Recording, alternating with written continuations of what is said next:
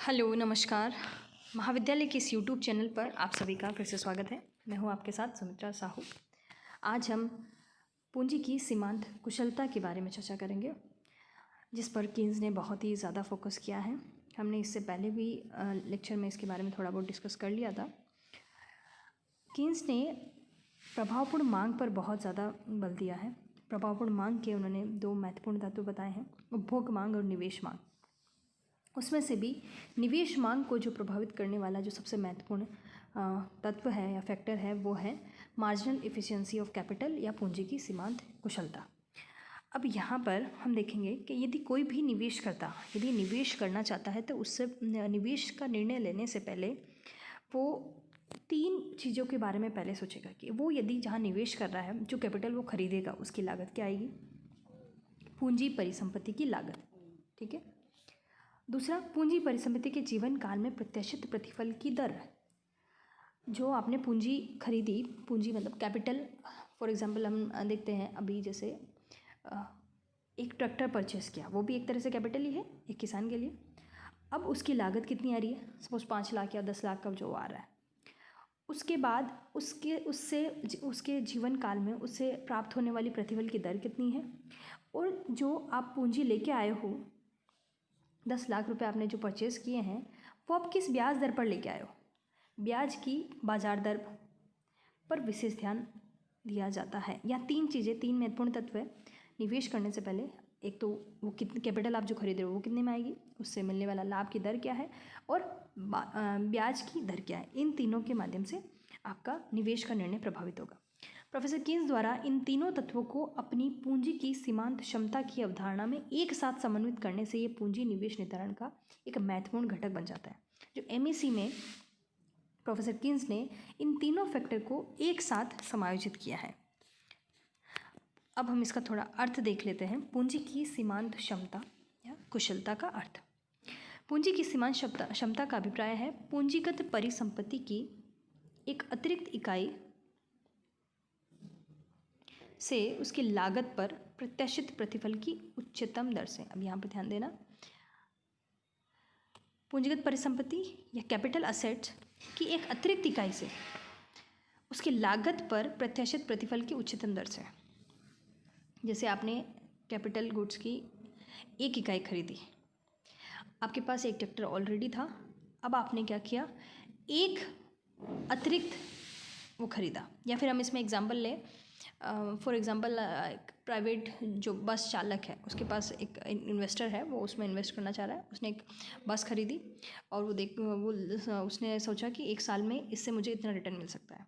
अब जैसे उसको रिटर्न मिल रहा था, उसने एक अतिरिक्त इकाई उसकी परचेज़ करी। अब जितना उसने लोन लेकर एक बस और ख़रीदी, तो वो कितनी उससे लाभ की उम्मीद कर रहा है, उसकी मैक्सिमम रेट वो क्या है, आपकी MEC। प्रोफेसर के कुरियारा के अनुसार ये अतिरिक्त पूंजीगत वस्तुओं की प्रत्याशित आय और उनकी पूर्ति की कीमत के बीच अनुपात है। कुरियारा ने क्या बोला है कि पूंजीगत वस्तुओं की प्रत्याशित आय, पूंजीगत वस्तुओं से जो आप खरीद रहे हैं उनसे मिलने वाली प्रत्याशित आय और उनकी पूर्ति की कीमत मतलब उनकी लागत, आप कितने में खरीद रहे हो उसको, के बीच एक अनुपात है। अब इसको हम इस तरह से भी देख सकते हैं,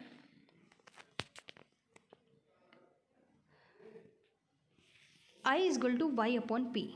इसमें ये I क्या है, MEC को सूचित कर रहा है, और Y एक समयावधि में पूंजीगत परिसंपत्ति पर प्रत्याशित आय, और P क्या है, पूंजीगत परिसंपत्ति की पूर्ति कीमत को व्यक्त करती है।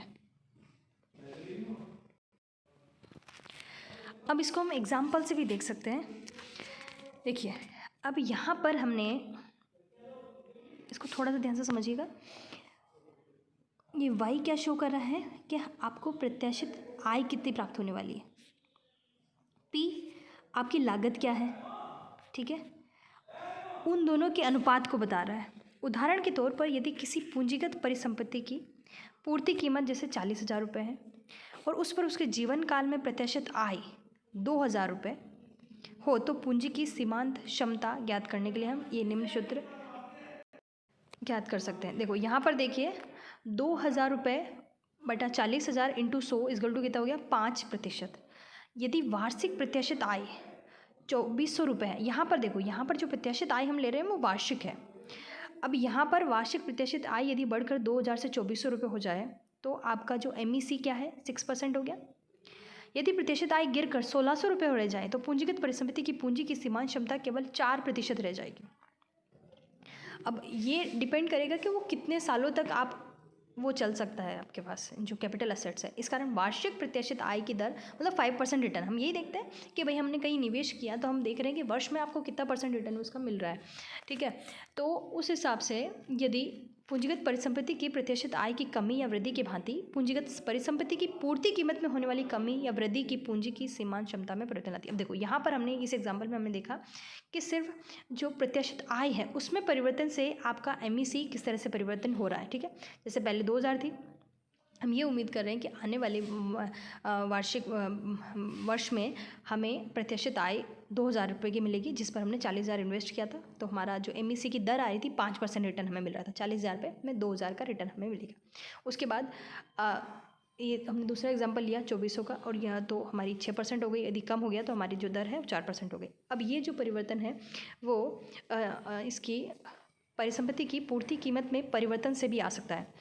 तो यदि प्रत्याशित आय में होने वाली कमी या वृद्धि प्रत्यक्ष रूप से MEC में कमी या वृद्धि करती है, वहीं पूर्ति कीमत या जिसकी सप्लाई प्राइस की हम जो बात कर रहे हैं वह भी MEC में विपरीत दिशा में परिवर्तन लाती है। ये कैसे, हम इसको देखते हैं। यहाँ पर दो चीज़ हैं, प्रत्याशित आय और पूर्ति कीमत। प्रत्याशित आय का अभिप्राय यहाँ यह है, वार्षिक आय की वह राशि है जिसे निवेशकर्ता अपने द्वारा किए गए निवेश के जीवन काल में शुद्ध प्रतिफल के रूप में प्राप्त करने की आशा करता है, ठीक है। अब आप जो भी निवेश कर रहे हैं उससे वार्षिक आय के रूप में आपको कितना प्रतिफल मिलने की उम्मीद है, वो आपका क्या है, प्रत्याशित आय या प्रोस्पेक्टिव यील्ड। इसी को डिडले डिलार्ड ने अपने शब्दों में परिभाषित किया है। प्रत्याशित आय वह राशि है जो कोई व्यावसायिक फर्म अपनी पूंजी परिसंपत्ति की सहायता से किए गए उत्पादन को बेचकर प्राप्त करने की आशा करती है। ये प्राप्तियां कुछ समय के लिए मुद्रा आय के एक प्रवाह का रूप धारण कर लेती है। अब देखो, ये इन्होंने बहुत अच्छी सी परिभाषा दी है। प्रत्याशित आय क्या है, वह राशि है जो कोई व्यावसायिक फर्म, कोई बिजनेस फर्म है, अपनी पूंजी परिसंपत्ति की सहायता से किए गए उत्पादन को बेचकर प्राप्त करने की आशा करती है। कहीं उन्होंने निवेश किया, जैसे आप निवेश किसी भी तरह का हो सकता है। आपको 50,000 का निवेश कर रहा है तो आपने सिलाई मशीन लेके आ गए, आप पर डे उससे आप सिलाई कर रहे हैं और आपका वार्षिक देख रहे हो उससे आपको कितना क्या मिल रहा है, कितना रिटर्न मिल रहा है, ठीक है। इसी तरह से अभी मैंने जैसे एक बस का एग्जाम्पल लिया, आपने एक प्राइवेट बस, आपने एक फर्म स्टार्ट करी जो ये सर्विस दे रही है, ठीक है। अब उसमें आपको वार्षिक रूप से कितना रिटर्न मिल रहा है, ये तो बात हो गई, ये सर्विस का हो गया। अब ऐसे ही आपने एक जैसे एक फैक्ट्री स्टार्ट करी जो बिस्किट बनाने की फैक्ट्री है। अब आपने उसके लिए 2-3 मशीन लेकर आए, लेबर वगैरह जो भी है, कैपिटल की रिक्वायरमेंट है वो आपने लगाई। उसके बाद उससे जो भी उत्पादन हुआ उसको बेचकर आप वार्षिक रूप में इतना उससे आय प्राप्ति की आशा कर रहे हैं। तो वो क्या हो जाएगी, आपकी प्रोस्पेक्टिव या संभावित आय, मैक्सिमम आप उससे देख रहे हैं कि इतना मुझे मिल सकता है। ये प्राप्तियां कुछ समय के लिए मुद्रा आय के एक प्रवाह के रूप में धारण कर लेती है। इस प्रकार स्पष्ट है कि प्रत्याशित आय का आशय वार्षिक आय की उस राशि से है जो निवेशकर्ता अपने द्वारा किए गए नए पूंजीगत निवेश के जीवन काल में शुद्ध प्रतिफल के रूप में प्राप्त करने की आशा रखता है, ठीक है। शुद्ध प्रतिफल के रूप में, जैसे कुल उत्पादन लागत माइनस उत्पादन मूल्य माइनस लागत के रूप में, ठीक है। अब शुद्ध प्रतिफल के रूप में मतलब लागत को हटाकर जो प्रॉफिट उसको मिलने वाला है उससे, उसके रूप में ये हम उसको व्यक्त करते हैं। पूंजीगत परिसंपत्ति के संपूर्ण जीवन काल में प्राप्त हो सकने वाली कुल शुद्ध आय की प्रत्याशित आय या प्रतिफल है जो वार्षिक प्राप्तियों के कुल योग से बनता है। अब जो हमारी परिसंपत्ति है उसका जीवन काल मान लो 10 साल तक वो चलेगी, तो 10 साल तक उससे हमें कितनी प्रत्याशित आय मिलने की उम्मीद है, वो क्या होगी, उसकी कुल शुद्ध आय या कुल प्रत्याशित आय। अब हम बात करते हैं, ये तो हमें हो गया उससे कितना रिटर्न मिलने वाला है। अब हमें उसको खरीदने के लिए कितनी लागत चाहिए, पूर्ति कीमत। जैसे आपने कोई कैपिटल खरीदी, आप निवेश कर रहे हो, तो कैपिटल खरीदने में आपको सबसे पहले कितनी लागत चाहिए वो भी तो आपकी एमएसी को डिटरमाइन करेगी। मान लो पहले आपने जो चीज़ 5 लाख में खरीदी थी, आज उसकी कीमत 6 लाख हो जाए तो आपका क्या लाभ कम हो जाएगा, मतलब वो भी आपकी एमएसी को प्रभावित करेगी। पूंजीगत परिसंपत्ति की पूर्ति कीमत अथवा लागत का आशय उस समस्त व्यय से है जो प्रारंभिक नए निवेश की पूंजीगत वस्तुओं पर होता है। आपने कोई फैक्ट्री ली है, वहाँ पर आपको 10 मशीनें सेटअप करनी है, ठीक है, तो उन 10 मशीनों को खरीदने के लिए जो पैसा लगेगा वो आपके क्या पूर्ति कीमत है, उसकी सप्लाई प्राइस है। आपने एक ट्रैक्टर खरीदा, एक नया ट्रैक्टर खरीदा, तो उसको खरीदने के लिए जो पैसा आएगा वो उसकी सप्लाई प्राइस है। इसी तरह से अभी मैंने एक बस का एग्जांपल दिया, एक प्राइवेट बस आप डील कर रहे हैं तो खरीद रहे हो, तो उसको खरीदने के लिए जितना पैसा आपको स्टार्टिंग में आपको खर्च करना पड़ेगा उसको खरीदने के लिए, तो वो आपकी क्या सप्लाई प्राइस है, ठीक है। मशीनरी या प्लांट लगाते समय किया गया समस्त व्यय का योग नए निवेश की पूर्ति कीमत अथवा नए निवेश की लागत है। अब आपने जब एक नया प्लांट स्टेब्लिश किया तो वहाँ पर आपको निवेश करना पड़ेगा। आपने एक जगह ली, ठीक है, उस पर आपने बिल्डिंग खड़ी करी, आपने वहाँ मशीनें लेकर आए, आपको बिजली का कनेक्शन लेना पड़ा, वो सारा जो आपका खर्चा आ रहा है उस निवेश करने के लिए, एक मतलब एक उद्योग स्थापित करने में जो आप पर्टिकुलर आपने निवेश किया है, तो उसकी जो सारी लागत जो आई है आपकी वो क्या है, सप्लाई प्राइस है। पूंजीगत परिसंपत्ति की प्रत्याशित आय तथा उसकी पूर्ति कीमत के अनुपात से ही पूंजी की सीमांत क्षमता आसानी से ज्ञात की जा सकती है। ये अभी हमने देखा था, Y/P या प्रत्याशित आय बटा पूर्ति कीमत, इन दोनों का अनुपात। अब ऑब्वियसली बात है, यदि कुछ ना कुछ उसको प्रत्याशित आय पॉजिटिव में मिलेगी तभी कोई निवेश करना चाहेगा। पूंजी की सीमांत क्षमता को प्राय प्रतिशत में व्यक्त करने के लिए हम इसको 100 से मल्टीप्लाई करते हैं। Professor J.M. कीन्स ने अपने विश्लेषण में पूंजीगत परिसंपत्ति की प्रत्याशित आय तथा पूर्ति कीमत की दो अवधारणाओं को एक दूसरे से संबंधित करते हुए पूंजी की सीमांत क्षमता को इस प्रकार परिभाषित किया है। कीन्स की परिभाषा थोड़ी सी अलग है, इसको देखना। दोनों को इन्होंने पूर्ति कीमत और प्रत्याशित आय को दोनों को एक साथ इसमें परिभाषा में इन्होंने शामिल किया है। वो कैसे? पूंजी की सीमांत क्षमता बट्टे की उस दर के बराबर होती है जो पूंजी परिसंपत्तियों के जीवन काल में प्राप्त होने वाले कुल वार्षिक प्रतिफलों की मात्रा के वर्तमान मूल्य को उसकी पूर्ति कीमत के बराबर कर देते। देखो इसको थोड़ा समझना चाहिए, क्या है ये, है क्या, डिस्काउंट रेट के रूप में कीन्स ने इसको परिभाषित किया है। एमईसी क्या है? एक डिस्काउंट रेट है। कौन सी डिस्काउंट रेट है? जो पूंजी परिसंपत्तियों के जीवन काल में प्राप्त होने वाली, एक आपने कोई असेट आपने खरीदी, एक आपने जहाँ निवेश किया है उसमें जितना आपको खर्च लगा है, कोई भी मशीन या प्लांट आपने स्टार्ट किया, अब उसके जीवन काल से आपको कुल वार्षिक प्रतिफल कितना प्राप्त होने वाला है उसकी मात्रा को वर्तमान मूल्य,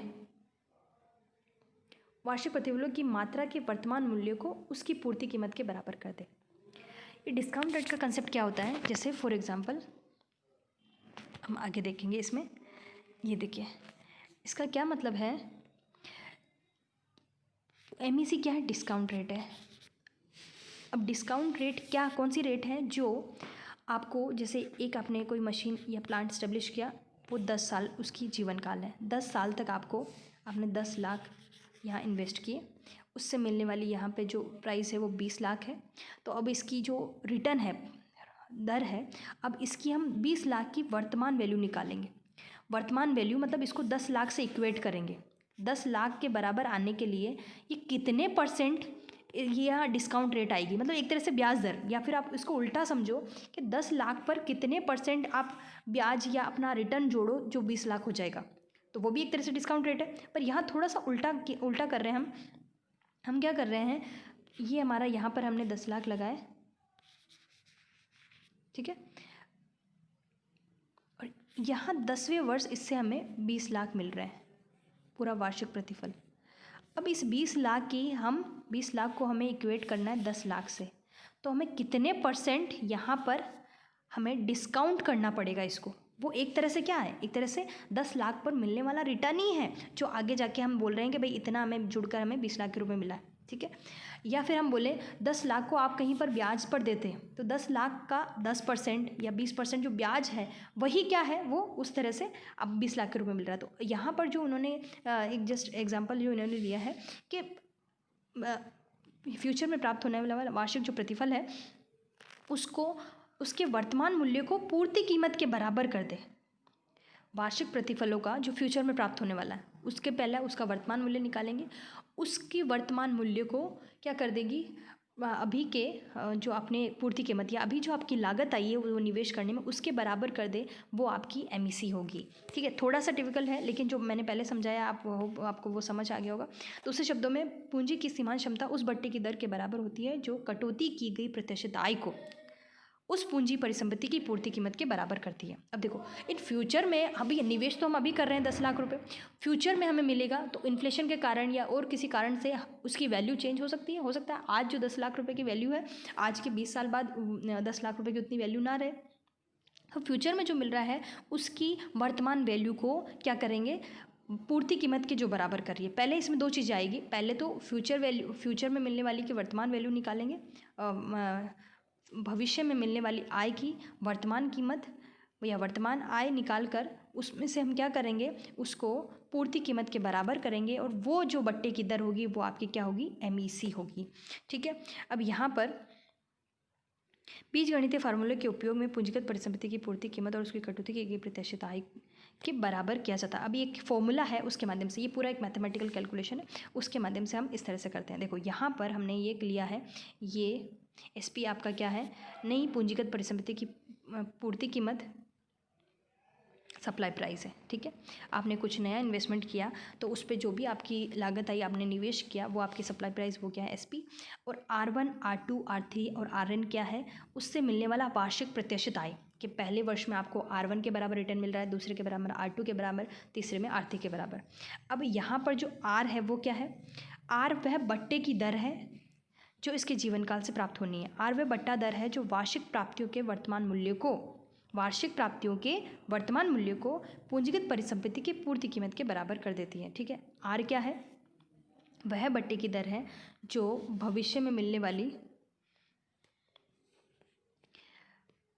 वार्षिक प्राप्तियों के वर्तमान मूल्य को पूंजीगत परिसंपत्तियों के बराबर कर देती है।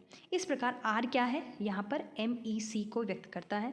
आर का मूल्य प्रतिवर्ष एक सा रहना या भिन्न भिन्न होना वार्षिक प्रत्याशित आय पर निर्भर करता है। आर जरूरी नहीं एक ही हो, हर साल आपका जो आर है या प्रत्याशित आय है वो अलग अलग हो सकता है। इसको बहुत सारे अलग अलग फैक्टर इसको डिटरमाइन करते हैं। कुछ विद्वानों के अनुसार एसपी नई जो एसपी यानी सप्लाई प्राइस नई पूंजीगत परिसंपत्तियों की पूर्ति कीमत को व्यक्त करती है। चूंकि इसे प्रतिस्थापन लागत भी कहा जाता है, तो वह एसपी के साथ सीपी प्रतिस्थापन लागत क्यों, इसको हम ये बोल रहे हैं कि अब मान लो वो आपकी जो ये मशीन थी उसको वापस आपको रिप्लेस करना पड़े तो आपको कितने पैसे लगेंगे, वो सप्लाई रिप्लेसमेंट कॉस्ट भी हो गई। एज इट इज़ आपको वो मशीन वापस खरीद के लानी है तो कितना, इसलिए इसको रिप्लेसमेंट कॉस्ट भी बोल दिया, या इसकी पूर्ति कीमत वापस आप सप्लाई प्राइस, या हम अब पहली बार जो निवेश कर रहे हैं उसकी लागत, ये सब हम इसको बोल सकते हैं। अब हम इसका एक एग्जाम्पल ले लेते हैं। जैसे फॉर एग्जाम्पल माना कि एक मशीन की पूर्ति कीमत क्या है, 60,000 रुपये। आपने एक मशीन खरीदी 60,000 रुपये में, वो 2 साल चलेगी, आपको पता है उसका जीवन काल 2 वर्ष है। प्रथम वर्ष में उससे आपको 22,000 रुपये प्रत्याशित आय मिल रही है, और दूसरे वर्ष में आपको उससे 48,400 रुपये की आय की प्राप्ति की संभावना है, मिलने की संभावना है, सॉरी। ठीक है, ऊपर दिए गए सूत्र के अनुसार बट्टा दर 10% हो तो इस बट्टा दर पर दोनों वर्षों की प्रत्याशित आय का वर्तमान मूल्य का योग पूंजीगत परिसंपत्ति की पूर्ति कीमत के बराबर हो जाता है। जैसे अब यहाँ पर हम मान लें बट्टा दर 10 के बराबर होगी, मतलब डिस्काउंट रेट एमईसी 10 के बराबर है, तो हम ये बोलेंगे 2 वर्ष में उसकी जो है फ्यूचर में मिलने वाली जो प्रत्याशित आय है वो वर्तमान मूल्य के बराबर हो जाएगी। या फिर इसको दूसरी तरह से हम इस तरह से डिफाइन करें कि यदि कोई निवेशक 60,000 का इन्वेस्टमेंट कर रहा है तो उसको 2 वर्ष में कितना रिटर्न मिलेगा, 10% का रिटर्न उसको मिलने की उम्मीद है। ठीक है, 10% प्रत्याशित आय उसको अपने निवेश पर मिलने की उम्मीद है।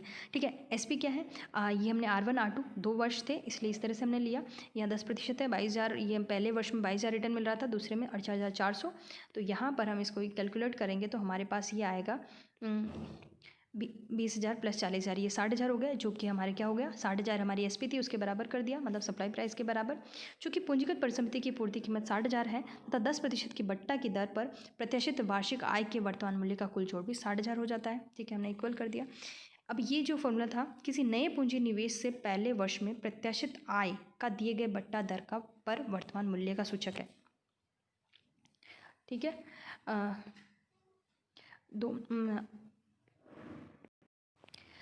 अब इसी प्रकार नई पूंजीगत परिसंपत्ति के संपूर्ण जीवन काल के विभिन्न वर्षों के प्रत्याशित वार्षिक आय के आधार पर प्रत्येक वर्ष की प्रत्याशित आय का वर्तमान मूल्य उपरोक्त क्रमिक सूत्रों के उपयोग से किया जा सकता है। अब हमें यदि देखना है कि कोई हमने एक मशीन खरीदी जो 5 या 10 साल तक उसमें अपना वो आपके उसका जीवन काल है, तो उसी तरह से आप उसका बट्टे की दर भी आप निकाल सकते हो, बट्टे की दर निकाल सकते हो उसके फ्यूचर से मतलब जो प्रोस्पेक्टिव यील्ड है उसको देखकर, तो आपको पता चल जाएगा कि आपका रिटर्न कितना है, मतलब एमईसी कितनी है उसके आधार पर। ठीक है, तो यहाँ पर तो हमने एमईसी 10% हमने मान लिया। अब यहाँ पर मान लो आपका ये दिया होता R1 R2 दिया है, सप्लाई प्राइस दिया है, तो हम आर भी निकाल सकते हैं। तो आप ये कोशिश कर सकते हो इस तरह से कोई भी एग्जांपल लेके कि आप क्या हो जैसे सप्लाई प्राइस कोई ले लिया और उसका रिटर्न ये ले लिया। अब आप देखोगे कि उसका रिटर्न सॉरी एमईसी कितना आएगा, 5% आता है, 10% आता है या 15% आता है। वो क्या शो करेगा, आपकी उस निवेश पर प्राप्त होने वाली रिटर्न या प्रतिफल को इंगित करेगा। ठीक है, इसको एक बार आप समझिएगा और नहीं समझ आए तो मुझे टेक्स्ट करिएगा, मैं फिर से कोशिश करूँगी। ठीक है, धन्यवाद।